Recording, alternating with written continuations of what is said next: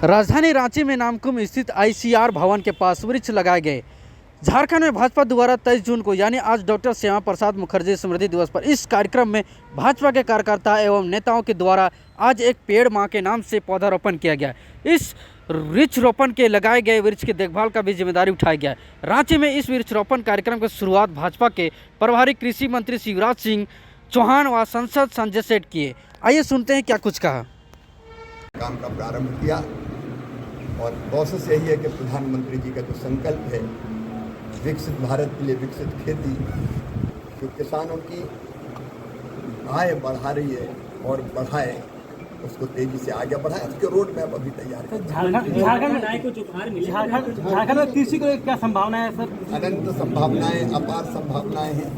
यहाँ परंपरागत खेती के अलावा फूलों की खेती, फलों की खेती, सब्जी खेती, औषधि खेती, कृषि वानिकी, पशुपालन, मधुमक्खी पालन, लाख का काम है। अनेकों प्रकार की संभावनाएं हैं जिनका दोहन करने का पूरा प्रयास करें। क्या किसानों से दोबारा डायलॉग शुरू होगा सर? केंद्रीय मंत्री ऐसा कि मंत्री का मतलब ही है जो किसान के पास भी जाए, उनसे चर्चा करें, खेत से लेके और हमारे प्रयोगशालाओं तक हमारे विज्ञान और किसान दोनों जुड़ जाए, इसका प्रयास। और जो किसान प्रोटेस्ट कर रहे थे उनसे बातचीत होगी दोबारा? किसान वाले बताइए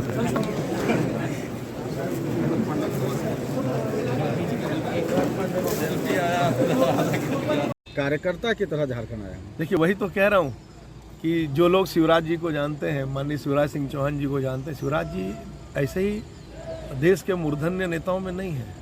शिवराज जी ऐसे ही 18 सालों तक मुख्यमंत्री मध्य प्रदेश के नहीं रहे। शिवराज जी ने ऐसे ही 29 के 29 सीट मध्य प्रदेश में जिताने में अपनी भूमिका नहीं निभाई। शिवराज जी एक साधारण कार्यकर्ता के रूप में आज भी काम करते हैं, चाहे छोटे से पद पे हों या बड़े पद पे हों। शिवराज जी एक बहुत ही कुशल दरी पर बैठकर, दरी बिछाकर काम करने वाले संगठन करता है। शिवराज जी बहुत अच्छे ओरेटर हैं, बहुत अच्छे वक्ता हैं। मैं आपको विश्वास दिलाता हूँ कि माननीय शिवराज सिंह चौहान जी और माननीय हेमंत बिस्वा शर्मा जी दोनों को आने के बाद पहले से मजबूत झारखंड में भाजपा में और ऊर्जा का संचार होगा। और भारतीय जनता पार्टी ये जो भ्रष्टाचारी सरकार पिछले 4.5 साल से झारखंड में काम कर रही है, जिसके मुख्यमंत्री जेल में है, जिसके मंत्री जेल में है, जिसके 2 IAS अधिकारी जेल में है, कितने मंत्री लाइन में लगे हैं जेल जाने के, कितने अधिकारी जेल जाने के लाइन में लगे हैं।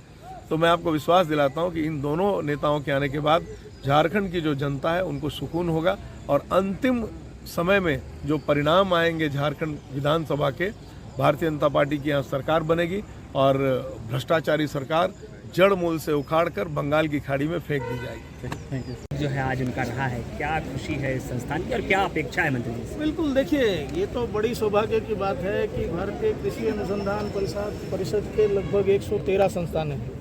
उसमें से अगर पहली बार मंत्री बनने के बाद हमारे संस्थान में आए तो हमारे लिए इससे तो बड़ी सौभाग्य की बात कुछ हो नहीं सकता। और हमें ये बहुत अच्छा लगा कि जैसे मंत्री जी ने कहा कि उनके पास एज ए स्टेट गेस्ट बहुत सारे अदर ऑप्शंस भी थे रहने के लिए, बट उन्होंने संस्थान के गेस्ट हाउस को ही चुना रहने के लिए, संस्थान को जानने के लिए। यही दर्शाता है कि उनकी रुचि कितनी है और कितना वो वचनबद्ध है संस्थानों को आगे बढ़ाने के लिए।